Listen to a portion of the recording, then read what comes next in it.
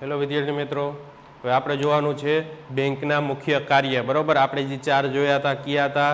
તો કે થાપણો સ્વીકારી, ધિરાણ કરવું, ત્રીજું હતું રોકાણ કરવું અને ચોથું હતું આંતર બેન્કિંગ વ્યવહારો કરવા. હવે આ ચારેય વિશે આપણે શું હતું કે ડીપમાં માહિતી મેળવવાની છે. તો પહેલાં કયું હતું? બેંકનું પ્રથમ કાર્ય હતું કે થાપણો સ્વીકારી.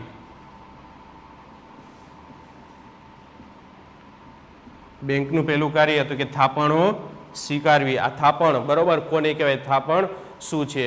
તો કે બેંક જાહેર જનતા પાસેથી અમુક વણ વપરાયેલી રકમ થાપણો તરીકે સ્વીકારે છે. થાપણ એટલે કે તમે જે રૂપિયા જમા કરાવો છો, પણ વણ વપરાય એટલે કે જે રૂપિયાની તમને બરોબર આખા વર્ષમાં કે ક્યારેય અમુક સમય સુધી બરોબર એની જરૂરિયાત નથી, એવા રૂપિયા તમે શું કરો છો? તો કે બેંકમાં જમા કરાવો છો. તો એ નાણાકીય રૂપિયાને બરોબર શેના તરીકે ઓળખવામાં આવે છે બેંકમાં? તો કે થાપણ તરીકે ઓળખવામાં આવે છે. એટલે બેંક તો કે જાહેર જનતા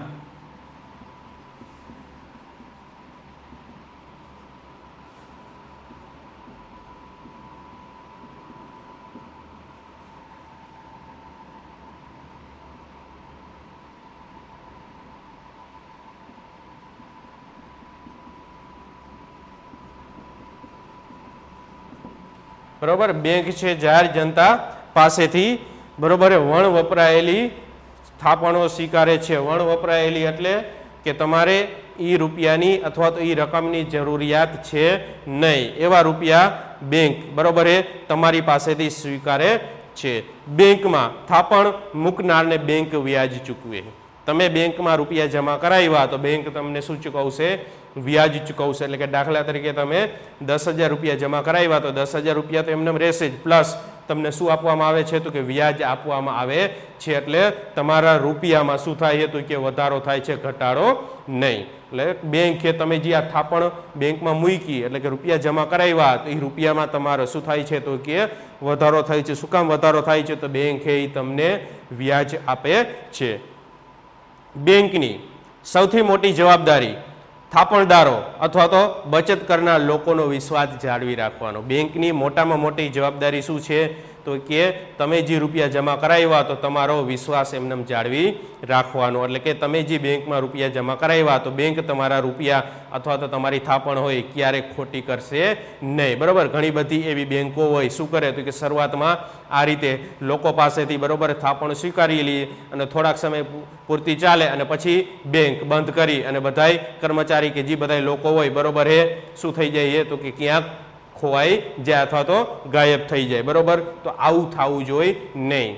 એટલે કે બેંકની મુખ્ય જવાબદારી શું છે? તો કે થાપણકારો. થાપણકાર એટલે જે વ્યક્તિ રૂપિયા જમા કરાવે છે એ વ્યક્તિનો વિશ્વાસ જાળવી રાખવાનો. એટલે કે જે રૂપિયા તમે જમા કરાવ્યા એ રૂપિયા એને જ્યારે જરૂર હોય ત્યારે એને પરત મળી શકે, એના રૂપિયામાં ક્યારેય ઘટાડો થાય નહીં. બેંક અલગ અલગ પ્રકારની થાપણો સ્વીકારે છે. બરોબર, બેંક એની થાપણો સ્વીકારવે બરોબર તો અલગ અલગ રીતે બેંક થાપણો સ્વીકારે છે અથવા તો એનું થાપણ સ્વીકારવાનું બરોબર કાર્ય એ અલગ અલગ સ્વરૂપનું છે, જેના પર વ્યાજનો દર પણ જુદો જુદો હોય છે. બરોબર, અલગ અલગ રીતે પોતે થાપણ પણ સ્વીકારે છે અને એનો વ્યાજનો દર પણ જુદો જુદો હોય છે. બરોબર, બેંક મુખ્ય તો કે 4 રીતે થાપણો સ્વીકારે છે.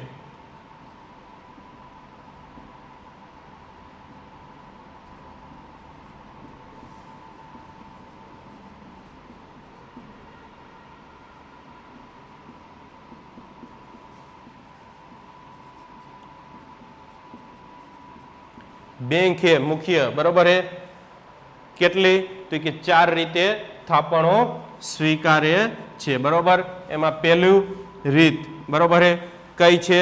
તો કે બચત ખાતું.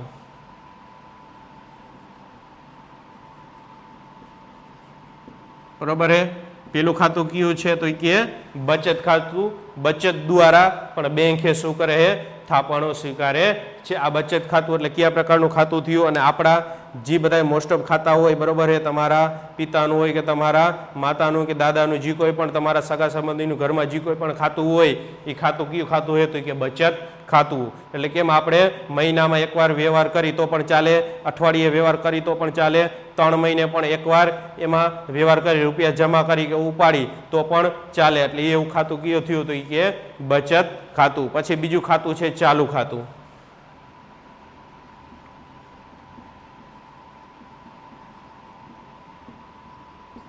બરોબર, બીજું ખાતું તો કે ચાલુ ખાતું. અને આ ચાલુ ખાતું છે બરોબર એ કયા પ્રકારનું છે તો કે એમાં તમારે નક્કી કરેલા સમયે ફરજિયાત તમારે એમાં વ્યવહાર કરવો પડે. વ્યવહાર માટેનો ચોક્કસ સમયગાળો એમાં નક્કી હોય છે. અને આ ચાલુ ખાતું છે મોસ્ટ ઓફ વધારે પ્રમાણમાં તો કે જે વેપારી લોકો હોય એ ચાલુ ખાતું વધારે પ્રમાણમાં ખોલાવતા હોય છે. પછી ત્રીજો પ્રકાર છે રિકરિંગ ખાતું. આ રિકરિંગ ખાતું એ પણ એક બચત ખાતાનો જ પ્રકાર છે, પણ બચત ખાતામાં રૂપિયા જમા કરાવવાનો કે ઉપાડવાનો કોઈ ચોક્કસ સમયગાળો કે કાંઈ એમાં નક્કી હોતું નથી. મહિને કે 2 મહિને કે 3 મહિને કે 4 મહિને ગમે ત્યારે તમે જમા કરાવી શકો અને ગમે ત્યારે એમાંથી તમે રૂપિયા ઉપાડી શકો. પણ આ રિકરિંગ ખાતું એ બચત ખાતાનો જ પ્રકાર છે.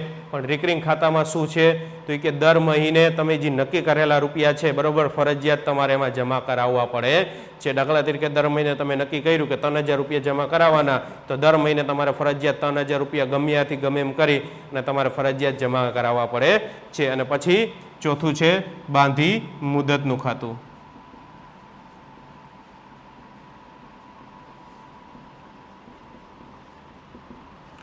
ચોથો પ્રકાર છે બાંધી મુદતનું, એટલે કે ચોક્કસ સમયગાળા માટે. દાખલા તરીકે તમારી પાસે 1 લાખ રૂપિયા છે તો 1 લાખ રૂપિયાની તમારે ક્યારેય જરૂર પડવાની નથી ને એ 1 લાખ રૂપિયા તમારે ફિક્સમાં મૂકી દીધા, એટલે કે વર્ષ દિવસ સુધી તમે એમને મૂકી દીધા. જે ખાતામાં મૂકો એ ખાતાને કહેવાય બાંધી મુદતનું ખાતું. એટલે કે ચોક્કસ સમય સુધી બરોબર 2 વર્ષ હોય, વર્ષ માટે મૂકો કે 2 વર્ષ માટે મૂકો કે 3 વર્ષ માટે મૂકો બરોબર, પણ એ કેવા રૂપિયા કે ભવિષ્યમાં તમારે એની 5, 10 કે 15 વર્ષ સુધી જરૂર પડવાની નથી એવા રૂપિયા લોકો બરોબર આ રીતે ફિક્સમાં મેલે એને કહેવાય બાંધી મુદતનું ખાતું. તો આ ચારેય ખાતા દ્વારા બેંક શું કરે છે? થાપણો સ્વીકારે છે બરોબર. બેંકનું પ્રથમ કાર્ય એટલે કે બેંક છે જાહેર જનતા પાસેથી વણ વપરાયેલ થાપણ સ્વીકારે છે. વણ વપરાયેલ એટલે કે જે રૂપિયાની આપણે જરૂરિયાત નથી એ રૂપિયા આપણે બેંકમાં જમા કરાવી છીએ, એથી થાપણો સ્વીકારવાનું કાર્ય. અને બેંકો મુખ્યત્વે બરોબર કેટલા રીતે થાપણો સ્વીકારે છે? 4 રીતે થાપણો સ્વીકારે છે. અને આ ચારેય ખાતાનો વ્યાજનો દર પણ કેવો છે તો કે જુદા જુદા પ્રકારનો છે બરોબર. કયા શેના દ્વારા તો કે પહેલું તો કે બચત ખાતું, ચાલુ ખાતું, રિકરિંગ ખાતું અને બાંધી મુદતનું ખાતું. આ ચારેય ખાતા દ્વારા બેંકે થાપણો સ્વીકારે છે. પછી બેંકનું બીજું કાર્ય છે ધિરાણ કરવું.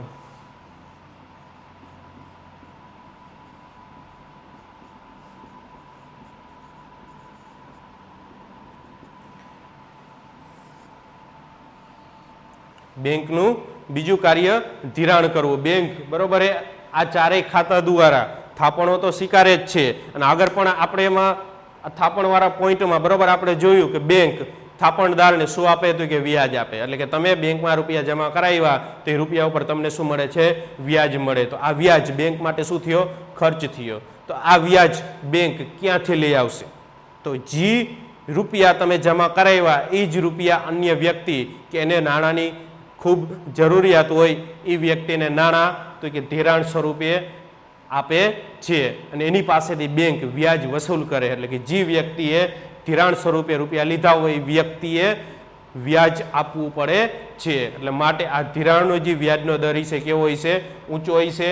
અને તમે જે રૂપિયા જમા કરાવ્યા છે એ જમાનો વ્યાજનો દર કેવો હોય છે? નીચો હોય છે. કારણ કે ધિરાણ શું કામ વ્યાજનો દર ઊંચો રાખે? કારણ કે બેંકના એના કર્મચારી, બેંકના જે બધા જે કોઈ પણ ખર્ચા હોય, પછી તમે જે રૂપિયા જમા કરાવ્યા હોય એનું વ્યાજ, આ બધું શેમાંથી પોતે લેશે તો કે ધિરાણ દ્વારા પોતે આ બધી આવક મેળવે છે. બેંક વિવિધ પ્રકારના ખાતા દ્વારા થાપણો સ્વીકારે છે. આપણે જોયું બરોબર બેંકે અલગ અલગ પ્રકારના ખાતા દ્વારા થાપણો સ્વીકારે છે. આમ થાપણો દ્વારા બેંક મેળવેલ નાણાંનું અન્યત્ર ધિરાણ કરે છે. આમ આ રીતે બેંકને જે રૂપિયા મળ્યા આ રૂપિયાનું પોતે અન્ય જગ્યાએ શું કરે છે? ધિરાણ કરે છે. એટલે કે એક વ્યક્તિ પાસેથી રૂપિયા સ્વીકાર્યા એ જ રૂપિયા જે વ્યક્તિને જરૂરિયાત નથી એને ધિરાણ સ્વરૂપે પોતે આપે છે. બેંક થાપણો સ્વીકારીને બચતકારને વ્યાજ આપે છે, બરોબર. બેંક થાપણો સ્વીકારી બચતકાર એટલે કે તમે રૂપિયા જમા કરાવ્યા તો તમને બેંકે બરોબર હે વ્યાજ આપે છે. તેથી થાપણદારને ચૂકવાતા વ્યાજના દર કરતાં વધુ દરે નાણાં જરૂરિયાતવાળી વ્યક્તિને ધિરાણ કરે છે, બરોબર. તમે રૂપિયા જમા કરાવ્યા તો તમારા જે તમને વ્યાજ મળશે એ વ્યાજનો દર કેવો હોય છે? નીચો હોય છે. અને જે અન્ય વ્યક્તિને એ જ નાણાં ધિરાણ સ્વરૂપે આપવામાં આવે છે તો એ ધિરાણ સ્વરૂપનો વ્યાજનો દર કેવો હોય છે? તો કે ઊંચો હોય છે. એટલે કે જે થાપણો તમે જમા કરાવી તો આ જમા રૂપિયાનો વ્યાજનો દર કેવો હોય? ઓછો હોય. અને ધિરાણનો વ્યાજનો દર કેવો હોય? ઊંચો રાખવામાં આવે છે. વ્યાજના દરના તફાવતમાંથી બેંક નફો કરે. આ રીતે વ્યાજનો દરનો જે તફાવત હોય એ તફાવતમાંથી શું કરે છે? નફો કરે છે. દાખલા તરીકે બરોબર હે બચત ખાતા ઉપર બરોબર તમને વર્ષનું 5% વ્યાજ આપવામાં આવે છે અને બેંકે ધિરાણ કરે છે તો સામે અન્ય વ્યક્તિને 7% વ્યાજે રૂપિયા પોતે શું કરે છે? ધિરાણ કરે છે. તો 5%નું વ્યાજ તમને મળે છે અને 7% બેંક પોતે શું કરે છે? વસૂલ કરે. 7% માંથી 5% તમને મળ્યું, બાકીનું જે 2% છે એ બેંકનો શું છે?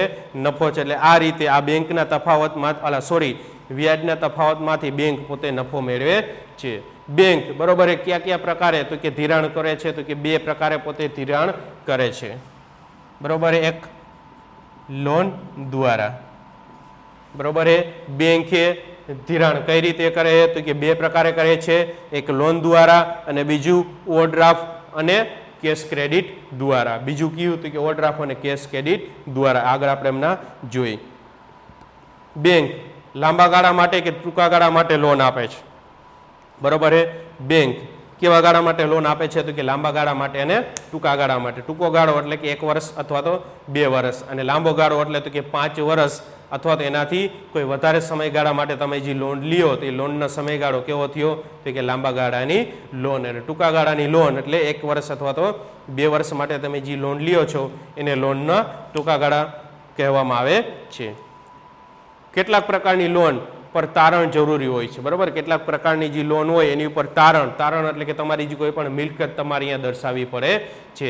દાખલા તરીકે આપણે જે ખેડૂતે જે વ્યક્તિ ખેતી કરે છે અને ખેતી ઉપર જે ધિરાણ લે છે તો એને અહીંયા તારણ બતાવવું પડે. તારણ એટલે કે એના નામની જે ખેતી કરતો હોય તો ખેતીની જમીન એને અહીંયા દર્શાવવી પડે છે. તો એક પ્રકારની લોન કેવી થઈ? તારણવાળી લોન. આ તારણવાળી લોન શું કામ રાખવામાં આવે છે? તો કે ભવિષ્યમાં જો કોઈ પણ વ્યક્તિએ લોનના નાણાં ચૂકવી ન શકે તો એને આ રીતે જે પણ કોઈ પણ મિલકતનું બરોબર તારણ આપ્યું હોય તો મિલકત ઉપર હક કોનો થઈ જશે? બેંકનો થઈ જશે. અને જ્યારે કેટલાક પ્રકારની લોનમાં તારણની જરૂર પડતી નથી અને ક્યારેક ઘણી બધી એવી લોન હોય છે તો એ લોનમાં બરોબર તારણની જરૂર પડતી નથી. આવી લોન વેપારી, વ્યક્તિગત કે ઉદ્યોગપતિઓને આપવામાં આવે છે. આ બધા પ્રકારની લોન એ બરોબર કોઈ અંગત વ્યક્તિ, કોઈ એક વ્યક્તિ હોય અથવા તો કોઈ વેપારી અથવા તો કોઈ ઉદ્યોગપતિ છે બરોબર એને આ રીતે લોન આપવામાં આવતી હોય છે.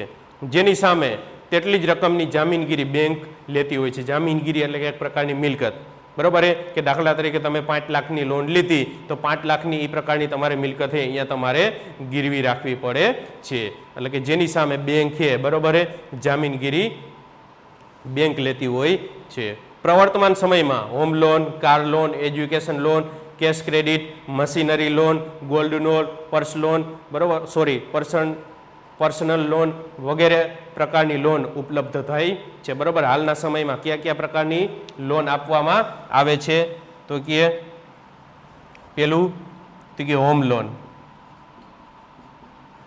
હોમ લોન એટલે તમારી પાસે મકાન નથી, તમારે મકાન ખરીદવાના તમારી પાસે રૂપિયા નથી અને તમારે મકાનની જરૂરિયાત છે તો જે મકાન ખરીદવા માટે તમે જે લોન લ્યો છો તો એને કહેવાય હોમ લોન. પછી આગળ તો એ કે કાર લોન.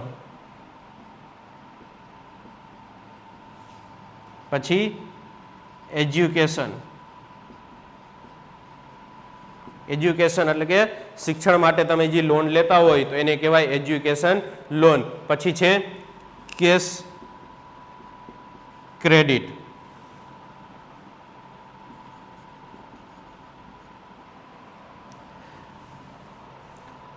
પછી મશીનરી લોન.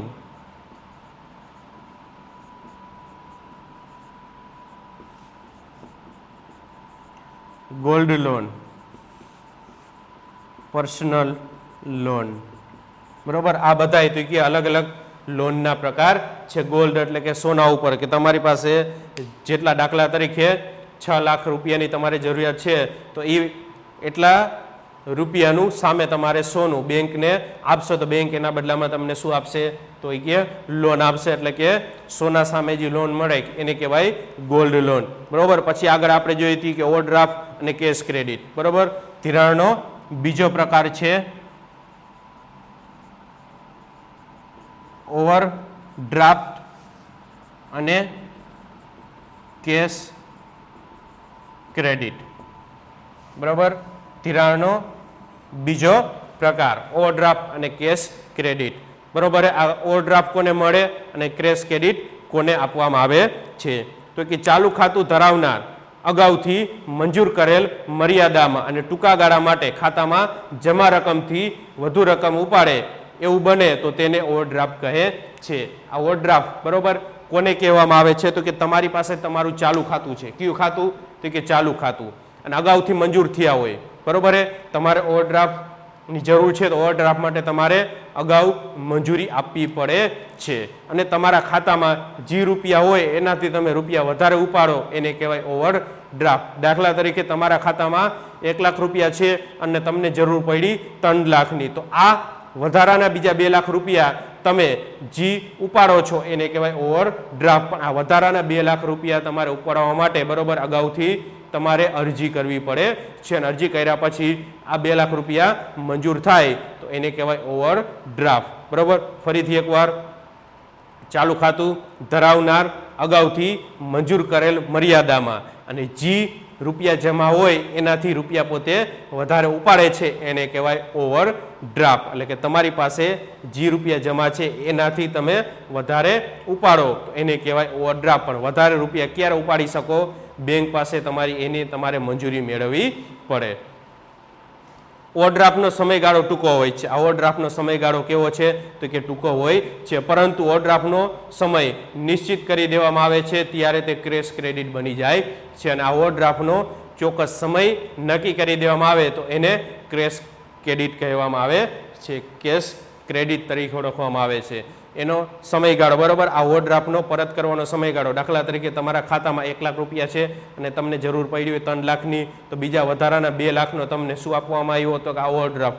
આ ઓવરડ્રાફ્ટનો તમને સમય આપી દઈએ, બરોબર. 2 મહિના કે 3 મહિના કે 6 મહિના કે વર્ષ દિવસમાં તમારે ઓવરડ્રાફ્ટની રકમ પરત બેંકને કરી દેવાની, તો ત્યારે આ શું બની જાય છે? કેશ ક્રેડિટ બની જાય છે, બરોબર. ઓવરડ્રાફ્ટ ક્યારે કેશ ક્રેડિટ બને છે કે ઓવરડ્રાફ્ટનો સમય નક્કી કરી દેવામાં, ફિક્સ કરી દેવામાં આવે કે 2 મહિનામાં તમારે ભરી દેવાનો. 2 મહિના પછી તમે ન ભરો તો વ્યાજ ઉમેરવામાં આવે અથવા તો વ્યાજનો દર કોઈ વધારી દેવામાં આવે, બરોબર. પછી તમારી ઉપર કાયદેસરની કાર્યવાહી કરવામાં આવે, બરોબર. તો એને કહેવાય કેશ ક્રેડિટ, બરોબર. તો આ હતું ધિરાણ, બરોબર.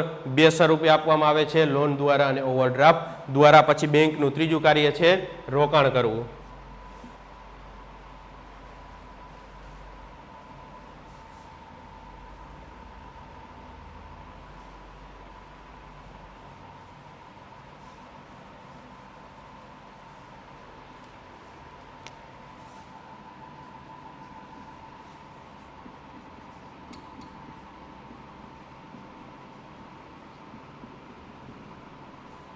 રોકાણ કરવું. રોકાણ કરવું એટલે તો કે કોઈ મિલકત અથવા તો કોઈ એવી મોટી કંપની હોય, બરોબર, એમાં રૂપિયાનું શું કરવાનું? રોકાણ કરવાનું. જેમ આપણે, બરોબર, કે આ રીતે કોઈ માલ મિલકતમાં આપણે રૂપિયાનું રોકાણ કરી છે, કોઈ મોટા શહેરમાં આપણે કોઈ મકાનની ખરીદી કરી અથવા તો કોઈ એવા જમીનની આપણે ખરીદી કરી, તો એ આપણે શું થયું? રૂપિયાનું આપણે રોકાણ કર્યું કહેવાય. તો આ જ રીતે બેંક છે પણ એ આ જ રીતે રૂપિયાનું પોતે શું કરે તો કે રોકાણ કરે છે. આ બેંકનું ત્રીજું કાર્ય, બરોબર. મુખ્ય કાર્યનો ત્રીજો પ્રકાર રોકાણ કરવું.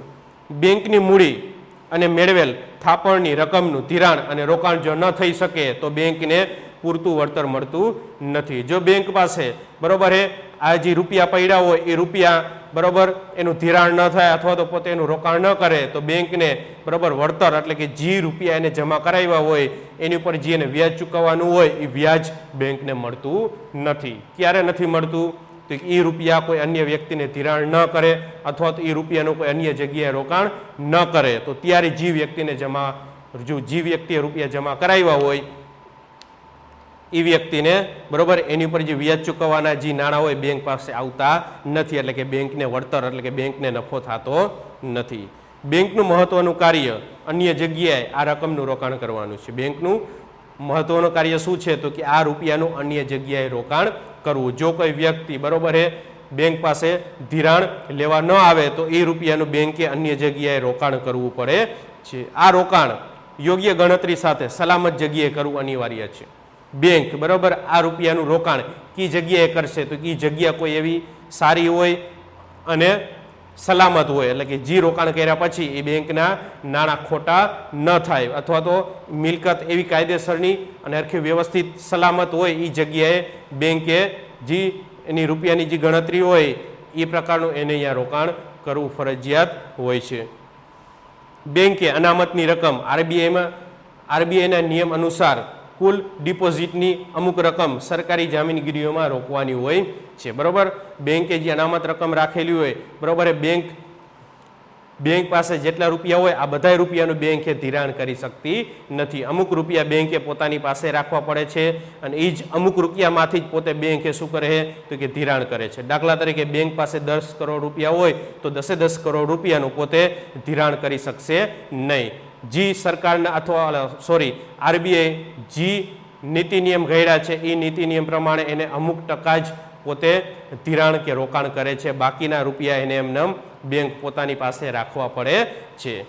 એટલે બેંકે અનામતની રકમ બરોબર જે આરબીઆઈના નિયમ અનુસાર હોય એ પ્રમાણે અમુક રકમ એને પોતાની પાસે રાખવી પડે છે અને બાકીની જે રકમ છે એનું પોતે શું કરે છે? તો કે રોકાણ કરે છે. પણ કેવી જગ્યાએ? તો કે સરકારી જામીનગીરી એટલે કે સરકારી મિલકત હોય અથવા તો કોઈ સરકારી કંપની હોય એ જગ્યાએ બેંકે રૂપિયાનું રોકાણ કરે છે, જેના પર વ્યાજનો દર ઓછો હોય છે. બરોબર, આની પર વ્યાજનો દર કેવો હોય છે? તો કે ઓછો હોય છે. એટલે કે બેંક જે જગ્યાએ રોકાણ કરે છે એ રોકાણનો વ્યાજનો દર કેવો હોય છે? તો કે ઓછો હોય છે. બેંકમાં કટોકટી અને આકસ્મિક પરિસ્થિતિમાં રોકાણ છૂટા કરીને તરત જ રોકડ મેળે તે રીતે નાણાંની ગોઠવણ કરવી અનિવાર્ય હોય છે. બરોબર, આ બેંક પણ કેવી જગ્યાએ રોકાણ કરશે? તો કે જે જગ્યાએ એને રોકાણ કર્યું હોય એ જગ્યાએ કોઈ બેંકને કોઈ ઇમરજન્સીમાં અથવા તો કોઈ આકસ્મિક રીતે રૂપિયાની જરૂરિયાત પડી તો આ રોકાણ પોતે વેચી અને એમાંથી રૂપિયા પોતે ફટાફટ છૂટા કરી શકે એવી જગ્યાએ બેંકે ફરજિયાત રોકાણ કરવાનું હોય છે. બેંક મહદઅંશે સરકારી જામીનગીરીમાં અથવા તો અન્ય કોઈ સદ્ધર એકમ હોય, સદ્ધર એટલે કે કોઈ એવા સારા એકમ હોય કે ભવિષ્યમાં એ કોઈ કંપની ખોટ ન કરી હોય એ કંપનીમાં પોતે બેંક રૂપિયાનું રોકાણ કરતી હોય છે. વધારે પ્રમાણમાં બેંક એ સરકારી જામીનગીરી એટલે કે સરકારી મિલકતમાં વધારે બેંક રોકાણ કરે છે. પછી બેંકનું ચોથું કાર્ય આંતર બેન્કિંગ વ્યવહારો કરવા.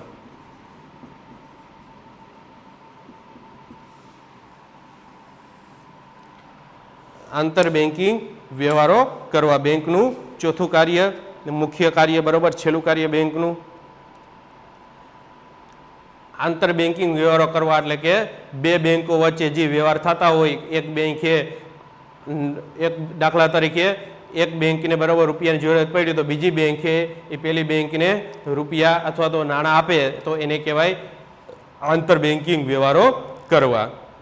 બેંકના મુખ્ય કાર્ય પૈકી એક કાર્ય બેંકો વચ્ચેના વ્યવહારોનો છે. બેંકો એટલે કે બે બેંકો વચ્ચે જે નાણાંની આ રીતે આપલે થતી હોય તો એને કહેવાય આંતર બેન્કિંગ વ્યવહારો કરવા. દરેક બેંકને ઘણી વખત ખૂબ જ ટૂંકા ગાળા માટે એટલે કે 24 કલાક પૂરતી નાણાંની જરૂરિયાત ઊભી થતી હોય છે. બરોબર, આ રીતે બેંકને એટલે કે દરેક બેંક કોઈ પણ બેંક હોય બરોબર એને આ રીતે ટૂંકા ગાળા માટે એટલે કે 24 કલાક પૂરતી બરોબર એ શેની જરૂરિયાત ઊભી થતી છે? તો કે નાણાંની જરૂરિયાત ઊભી થતી હોય છે.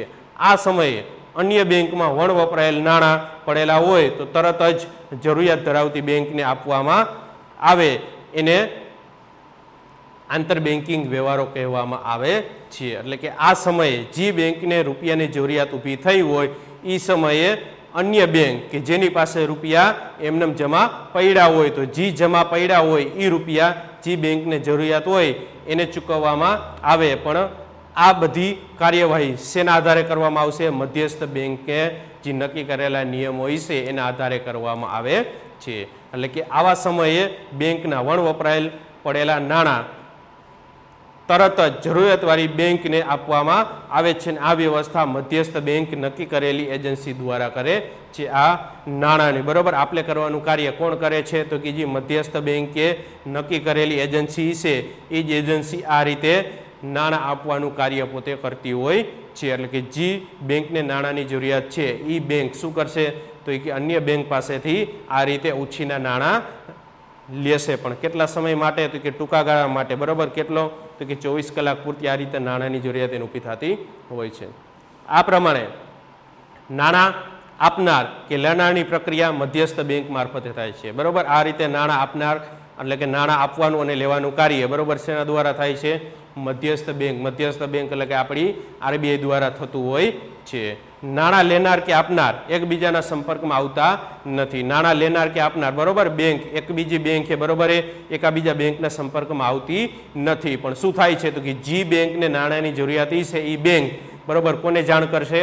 મધ્યસ્થ બેંકને જાણ કરશે. અને મધ્યસ્થ બેંકે જે બેંક જે શહેરમાં હોય એ આજુબાજુની નજીકની શહેરની બેંકને પોતે તપાસ કરશે કે કઈ બેંક પાસે વધારે થાપણ છે તો એ વધારાની થાપણ એ જરૂરિયાતવાળી બેંકને પોતે આપે છે. પણ આ રીતે બેંક એ બરોબર એકબીજા સંપર્કમાં આવતી નથી. આ રીતે બેંકોની સમસ્યાનું નિરાકરણ થાય છે. અને આમ જે રકમ માગવામાં આવે અને તરત મળે તેને કોલ મની કહેવામાં આવે છે. બરોબર. કઈ રીતે? તો કે જે રકમ મગાવવામાં આવે અને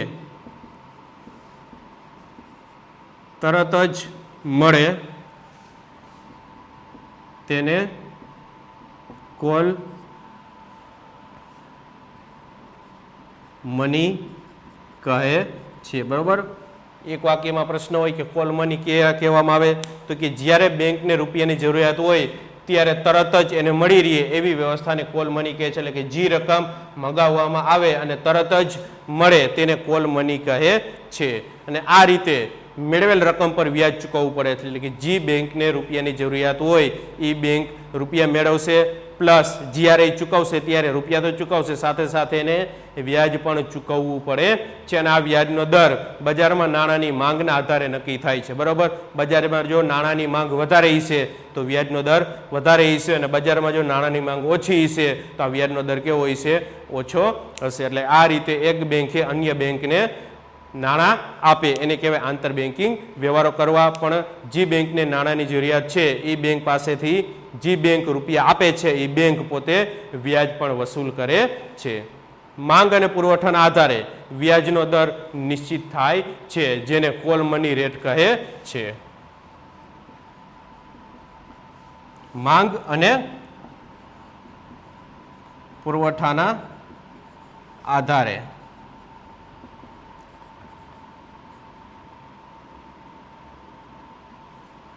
વ્યાજનો દર નિશ્ચિત થાય તેને કોલ મની રેટ કહે છે. બરાબર. કોલ મની રેટ કોને કહેવામાં આવે છે? તો કે જ્યારે રકમ માગવાની હોય ત્યારે બેંક પાસે પુરવઠો કેટલો છે અને બજારમાં એની માંગ કેટલી છે એના આધારે આ વ્યાજનો દર નક્કી થાય છે. બરોબર. એને કોલ મની રેટ કહેવામાં આવે છે. તો અત્યારે આપણે આ જોયા બેંકના મુખ્ય કાર્ય. ક્યાં જોયા? તો કે થાપણો સ્વીકારવી. કેવી થાપણો? તો કે વણ વપરાયેલી થાપણો સ્વીકારવી. બેંકે થાપણો બરોબર કયા સ્વરૂપેથી સ્વીકારે છે? તો કે બચત ખાતા દ્વારા, પછી તો કે રિકરિંગ ખાતું હે, ચાલુ ખાતું હે અને બાંધી મુદતનું ખાતું. આ 4 ખાતા દ્વારા બેંકે એ થાપણ સ્વીકારે છે. પછી ધિરાણ કરે છે. એટલે કે આ જ રૂપિયાનું જે વ્યક્તિને જરૂરિયાત છે એ વ્યક્તિને પોતે વ્યાજ રૂપિયા આપે છે જેને ધિરાણ કરવું. ધિરાણના બરોબર 2 પ્રકાર હતા, લોન દ્વારા અને બીજું હતું ઓવરડ્રાફ્ટ અને કેશ ક્રેડિટ દ્વારા. પછી બેંકનું ત્રીજું કાર્ય રોકાણ કરવાનું અને ચોથું કાર્ય છે આંતર બેન્કિંગ વ્યવહારો કરવા, બરોબર. તો અહીંયા બેંકના મુખ્ય કાર્ય પૂરા થયા, બરોબર. આમાં તમને કોઈ પણ ટોપિક ન સમજાણો હોય, પ્રશ્ન હોય તો કોમેન્ટ બોક્સમાં જણાવજો, જેથી કરીને એનું ફટાફટ સોલ્યુશન આવી શકે. Thank you.